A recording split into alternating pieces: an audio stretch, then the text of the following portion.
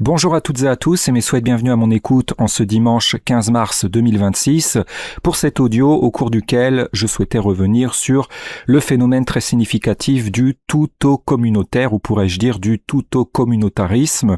J'avais déjà traité partiellement de la question, effleuré si je puis dire le sujet corollairement, quand j'ai traité donc dans un audio qui est encore en ligne de la cybersociabilité refuge. Et donc là, qu'est-ce que l'on constate, c'est prégnant, c'est qu'il y a donc un tout au communautaire et un pervertissement de l'existentialisme par donc un ultra-communautarisme, un communautarisme prédominant dans la société. Je dis ça dans le sens où nous voyons donc énormément de gens se constituer en communauté, se faire leur petit clan, se claniser, si je puis dire, par crainte d'avoir à assumer leurs faits, surtout donc leurs fautes, surtout leurs méfaits, seuls en fait, d'avoir à en assumer la responsabilité personnelle qu'ils ont vis-à-vis de ces faits. Donc en fait, les lâches, pour dire la chose très simplement, ceux qui ont la lâcheté comme défaut commun et surtout s'ils ont le même degré de lâcheté, forcément cherchent donc à se constituer en communauté pour recourir à ce qu'on peut appeler la force du nombre. Après, il y a débat à avoir là-dessus. S'agit-il vraiment d'une force? Donc, sont quantitativistes, comme je l'avais expliqué, et cherchent en fait, comme ils savent qu'ils ne peuvent pas avoir raison honnêtement par les arguments, ils savent qu'ils sont en tort, donc ils essaient de s'imposer comme ayant raison et essaient d'avoir le dessus par la tricherie. Et parmi leurs procédés favoris de tricherie alors, il y a donc le forcing, c'est-à-dire le fait de forcer leur mise en posture de gens supérieurs au-dessus par la force du nombre. Donc ils vont chercher en fait à pallier leur tort, leur déraison, leur fautivité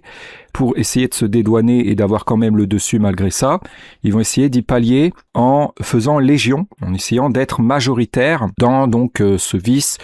notamment de faire de l'inversion accusatoire, de faire porter le chapeau à une ou des altérités utilisées alors comme bouc émissaire. J'avais parlé de ce phénomène. Donc on voit des gens très malhonnêtes, faibles en vérité, et immoraux, qui ont des torts en commun et surtout, avant cela et au-delà de cela, une lâcheté commune et qui est assez incommensurable et qui donc, à l'aune de cette lâcheté, se coalise entre irresponsables, je dirais même entre irresponsabilistes, pour faire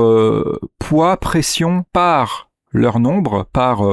essayer de gagner la supériorité numérique, pour essayer d'écraser par celle-ci les gens lucides, justes, donc oui, qui ont un sens de la justice, clairvoyants, lucides vis-à-vis d'eux, pour essayer de les écraser par ce qui est appelé la force du nombre. Voilà. Donc vous remarquerez, on le voit, comme on le dit très communément, les lâches agissent toujours en nombre, n'affrontent pas seuls, n'agissent pas seuls. Donc on peut prendre l'exemple de lâches qui vont agresser des personnes à je ne sais combien, ou une personne à 10 contre 1, à 10 ou à 20 sur une seule personne. Donc là, on peut transposer ça. Il y a un phénomène analogue sur le terrain, si je puis dire, de la guerre aussi des idées, au conflit idéologique, etc.,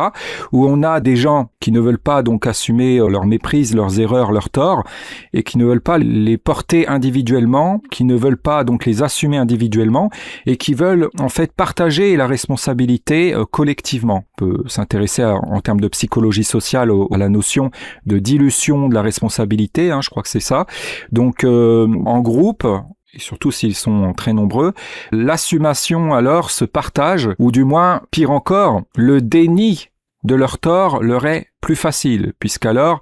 niant tous ensemble, de concert, d'une même voix, donc massivement, ils ont un pouvoir de déni et un pouvoir aussi d'intimidation alors augmenté, un pouvoir donc d'autant plus fort d'intimider ceux qui leur tiennent tête. Donc ça se traduit par donc une fréquence augmentée de communautarisation malsaine, parce que là du coup c'est du communautarisme malsain, pervers,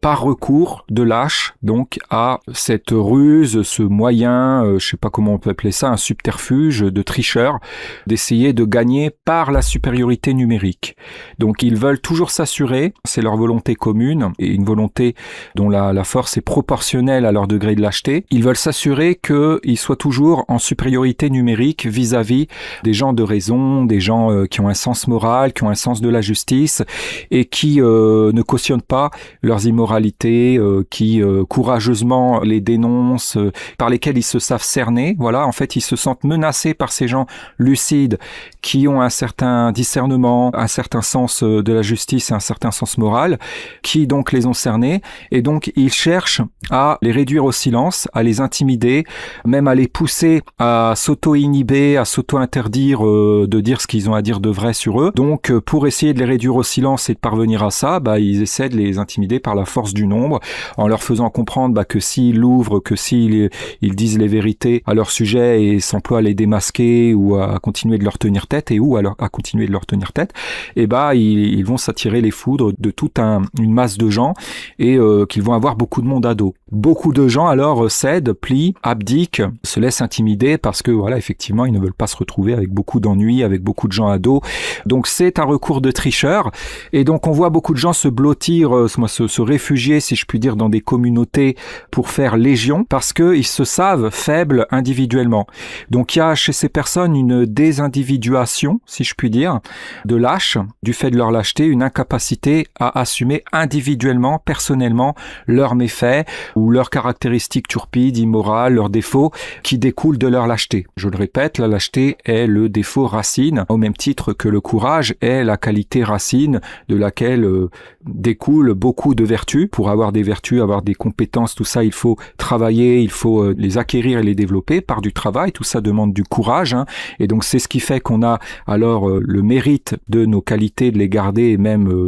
d'être de plus en plus vertueux. Ceci est conditionné donc par du courage et un courage durable. Il ne s'agit pas de faire montre d'un courage un petit temps, une fois que c'est acquis, ce serait acquis et après on n'a plus besoin de courage, on reste comme ça. Non. Donc le courage est en lui-même une vertu qui se cultive. Et au même titre, la lâcheté, ceux qui prennent pour habitude de toujours se dérober, de toujours fuir les efforts, qui exploitent des altérités avec du vice pour déléguer les choses, que les gens fassent à leur place en les exploitant souvent et en ne donnant pas la même en retour. Des gens qui sont partisans du moindre effort, qui ont tout un tas de procédés de tricheurs pour toujours se dérober à l'effort, à leurs devoirs moraux notamment aussi, tricher en ayant sans donc mériter.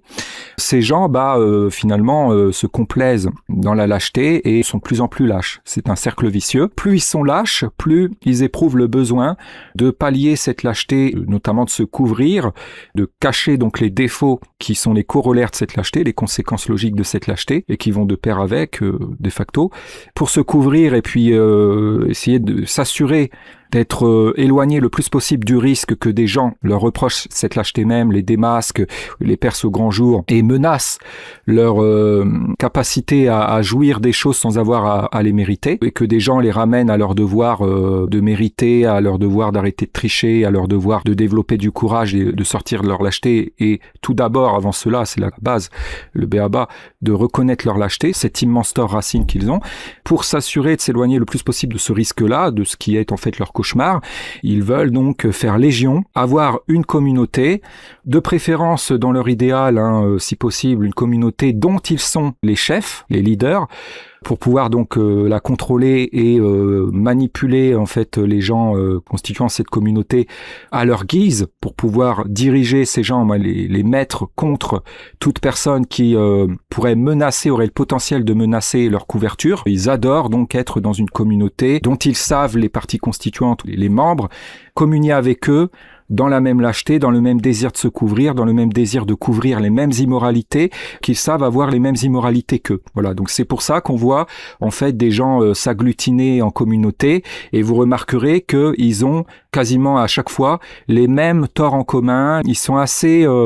indifférenciés finalement, assez uniformes, et d'ailleurs ils aiment encore plus de facto, alors une fois qu'ils sont communautarisés, s'uniformiser toujours plus dans l'immoralité, se complaisent alors ensemble dans leur lâcheté et en fait amplifient leur lâcheté ensemble. C'est ça qui est terrible, c'est qu'alors, au lieu de se tirer vers le haut, ils se tirent encore plus vers le bas, parce qu'à force de se reposer alors sur la facilité d'utiliser leur pouvoir d'intimidation par leur communauté, par la force du nombre, en lâches qu'ils sont, ils s'habituent à rester lâches en fait. Ils se confortent, ils vont faire encore moins d'efforts pour vivre, certains diraient, comme des bonhommes, vivre comme des êtres humains dignes, et ils vont encore moins assumer leurs fautes, puisque il leur est alors facile de jeter le blâme à quelqu'un en faisant croire en plus qu'ils sont en posture de raison, en utilisant leurs compagnons ou leurs camarades de leur communauté pour, en tenant tous le même discours, en étant alignés sur la même version des faits, et de même notamment, au sujet de même notamment, faire croire que le discours qu'ils portent de menteurs, d'inverseurs sera le discours de vérité. Parce qu'ils vont dire, regardez, il y a tous ces gens qui portent le même discours, qui pensent pareil, donc ça peut pas être faux. Donc, comme je le dis, ils se savent en tort et ils essaient d'usurper la raison en utilisant, en fait, la supériorité numérique pour substituer, en fait, aux preuves ou aux arguments, le fait que leurs idées, leurs pensées, ce qu'ils veulent faire croire est porté par beaucoup de gens. Alors, ce n'est pas parce que des gens sont nombreux à penser la même chose que cette chose est vraie. On ne mesure pas la véracité d'une idée au nombre de personnes qui la partagent, ou qui la défendent, ou qui la portent, ou qui la soutiennent. On peut voir, c'est un fait indéniable, qu'il peut y avoir énormément de gens qui se retrouvent dans le tort, qui se méprennent, comme il peut y avoir des gens qui ont raison contre une majorité. La méprise n'est pas forcément le fait de gens minoritaires. Donc après, il y a aussi une perversion de la conception de la raison. Ces gens redéfinissent la raison et le tort à leur guise, à l'aune de leur quantitativisme. C'est-à-dire qu'il y a un suprémacisme de quantitativiste chez ces gens, à l'aune duquel ils considèrent que ce serait toujours la minorité qui serait en tort et la majorité qui aurait raison. Donc ça, c'est la croyance des lâches. C'est ce que les lâches veulent que la majorité des gens croient et continuent de croire. Et donc, beaucoup de gens qui tombent là-dedans, ou qui jouent leur jeu, vont juger les personnes, non pas en fonction de leur vrai niveau de raison ou de sagesse, mais en fonction de s'ils sont alignés ou non à la majorité. S'ils sont en conformité avec ce que pense la majorité, ils vont dire que ce sont des gens raisonnables, respectables, qui seront fréquentables, avec qui voilà, il est bon de nouer contact et d'être. Et aussi, donc, dans cette même logique façon de dire, c'est irrationnel, mais c'est de la folie. Ils vont considérer les gens minoritaires qui sont dans une posture à laquelle peu de gens adhèrent, qui ont des idées auxquelles peu de gens adhèrent, seraient forcément en tort, parce qu'ils vont dire c'est éloigné, voilà, ils sont éloignés ou même en opposition aux convictions ou aux idées de la majorité. C'est une autre façon de juger. Donc, on peut rallier ça au panurgisme des gens qui jugent, on peut dire métaphoriquement de façon moutonnière, qui se grégarisent finalement aussi, parce que il y a un phénomène de grégarisation qu'on peut donc constater en faisant de la psychologie sociale, donc qui découle de cette lâcheté et de ce communautarisme pervers de gens donc qui deviennent très grégaristes du fait que en fait ils en deviennent incapables de faire des choses, de défendre des positions, de se défendre eux-mêmes, de défendre des idées et d'affronter les choses, et notamment des gens qui pensent pas comme eux, par exemple, ne serait-ce qu'en débat d'idées, tout seul en fait, individuellement. Il faut toujours qu'ils soient avec des gens, qu'ils soient en nombre, qu'ils soient dans un escadron avec un côté clanique, donc c'est pour ça que je parlais de clanisation. Et aujourd'hui, c'est très clanique, il y a un tout au communautaire. D'ailleurs, ça atteint un tel niveau que aujourd'hui, si quelqu'un n'est pas dans une communauté, il est vu comme quelqu'un de pas normal. Voilà, il y a même un conditionnement dans ce monde-là formé majoritairement par cette majorité de communautaristes là. Il y a un conditionnement de la bonne image sociale, je dis bien, dans ce monde-là, par le fait d'appartenir à une communauté. Donc, c'est-à-dire que si vous êtes en quelque sorte en électron libre, que vous n'êtes pas communautarisé, déjà vous êtes perçu comme quelqu'un qui aurait un problème. D'ailleurs, ils vont synonymiser follement appartenance communautaire avec sociabilité, c'est-à-dire que si vous n'êtes pas dans une communauté, ils vont dire que ce serait la preuve que vous n'êtes pas sociable, ils vont dire que vous êtes dissociaux, que vous avez un problème, vous êtes inadapté socialement, blablabla, etc. Ils vont donc faire interpréter ça alors comme un signe que vous avez un problème mental ou que vous n'êtes pas net, qu'il faudrait que vous vous fassiez soigner, vous êtes pas normaux. Et eux se définissent comme normaux parce qu'ils vont dire, regardez, on est dans une communauté, on a des amis, on a des gens, avec nous, on partage des passions communes, blablabla, on est sociaux. Et en plus, ils se confortent dans l'idée que tous ensemble, ils prennent la vie du bon côté, ils sont dans la raison, blablabla, etc. Mais on voit des communautés de gens qui sont très très déviants, si je puis dire, qui sont dans un immoralisme fou et qui donc profitent du fait qu'ils fassent légion là-dedans pour en fait se dérober à leurs devoirs moraux, se permettre tout un tas de choses en se reposant sur leur pouvoir d'intimidation, leur pouvoir d'imposer les mensonges qui les arrangent, ce qui s'arrange à croire aux gens pour se couvrir comme étant vérité incontestable, par la force du nombre. Donc se reposant là-dessus pour toujours s'arroger raison aux yeux des gens, pour toujours avoir le dessus, au mépris finalement de la justice et de la vérité, ils se déresponsabilisent de plus en plus. Ils se fichent de plus en plus de la morale, de la justice, se permettent de plus en plus de transgressions, se permettent de plus en plus donc d'irrespect des règles morales, d'immoralité, de turpitude, abusent même de ce pouvoir d'intimidation ou d'usurpation de la raison par la force du nombre, par la supériorité numérique, pour donc être de plus en plus odieux, tricher de plus en plus, commettre des exactions, humilier des gens, offenser des gens, parce qu'il y a aussi des sadiques chez ces gens qui vont en abuser pour faire du mal impunément, profiter odieusement et immodérément de ce pouvoir que leur confère une supériorité numérique pour s'en prendre à des gens qu'ils savent ne pas être défendus ou ne pas être communautarisés, pour leur en foutre plein la gueule et jouir de leur petit plaisir de sadique. Voilà, ce sont des gens qui aiment faire le mal pour beaucoup et qui donc tirent un sentiment aussi d'être puissants alors qu'en fait ils sont faibles. Ce sont des gens qui n'existent que par le nombre, que dans leur escadron, qui dépendent en quelque sorte des autres, donc constituant la communauté dans laquelle ils sont blottis et qui sont incapables d'assumer individuellement. C'est pour ça qu'à chaque fois qu'ils sont confrontés à certains de leurs torts, ça leur fait tout drôle quand il y a des gens qui, malgré leur puissance d'intimidation par le nombre, leur tiennent tête quand même, ils ne se laissent pas intimider par le nombre, et là, dans ces cas-là, on les voit, jamais ils se défendent tout seuls. Ils se défendent toujours avec les autres, toujours illégitimement, je dirais, et abusivement par donc la complicité d'autres gens, toujours en nombre, toujours en supériorité numérique, comme des lâches. Et vous remarquerez que ces gens ne s'en prennent jamais à des personnes communautarisées. Ou alors, s'ils le font, c'est vraiment exceptionnel, ils le font si ces gens font partie d'une communauté qui est moins massive que la leur, qui est plus petite que la leur. C'est ça aussi l'une des caractéristiques du lâche, c'est cette tendance et même ce plaisir à s'attaquer à des gens qui sont minoritaires, à des gens qui savent ne pas être défendus socialement et à les exploiter comme bouc émissaire, à vouloir leur assigner un rôle de bouc émissaire pour leur mettre tout sur le dos, leur imputer leurs torts, les affubler de leurs défauts par projection, par transfert. On en a vu des lâches qui n'assumant pas, même ayant été confrontés à la justice même institutionnelle, n'assument pas leurs délits par exemple et vont transférer leur identité sur des gens qu'ils savent être assez isolés ou peu défendus socialement parce qu'ils savent qu'ils ne risquent pas de se manger des représailles, que ces gens ne sont pas en capacité de se défendre ou pas en capacité de se défendre en nombre. Qu'il y a peu de gens qui vont les défendre. Donc, ils se disent qu'ils gagneront par la force du nombre et donc, étant sûrs de cela, ils se permettent plein de choses et ils en foutent plein la gueule à ces personnes et donc ça donne lieu à des injustices assez infâmes et ces sadiques se régalent alors de voir ces personnes minoritaires souffrir et se retrouver dans une certaine impuissance. Il y a une infatuation,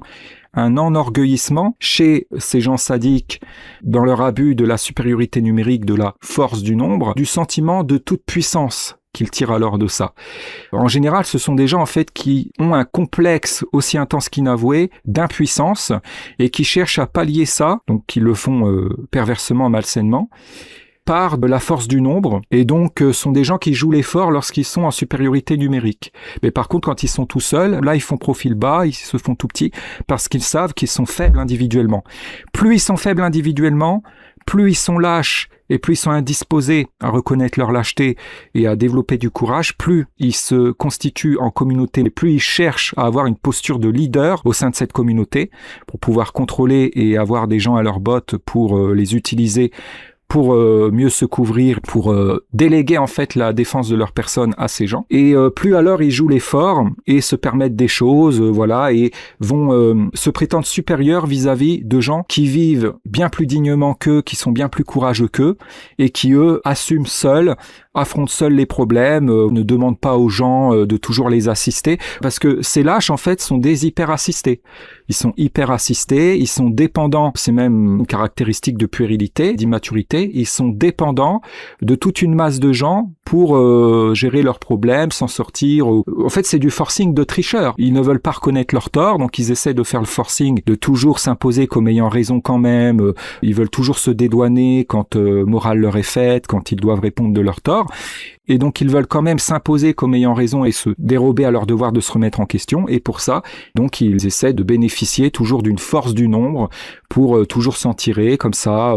et ne jamais se remettre en question. Et donc ça, c'est le vice des lâches, des gens immatures qui vivent leur vie indignement, qui vivent leur vie en exploitant d'autres personnes et en faisant des abus. Et donc cela, bien évidemment, se condamne à un enfer dans l'au-delà. Je développerai peut-être plus tard sur plusieurs points que j'ai abordés ici. Là, je voulais vraiment faire un audio de dégrossi en impro comme ça. Sur ce, je vous souhaite une bonne fin de journée, bon cheminement. Prenez bien soin de vous et de ceux qui le méritent, de vos proches. Et je vous dis éventuellement à une prochaine. Ciao.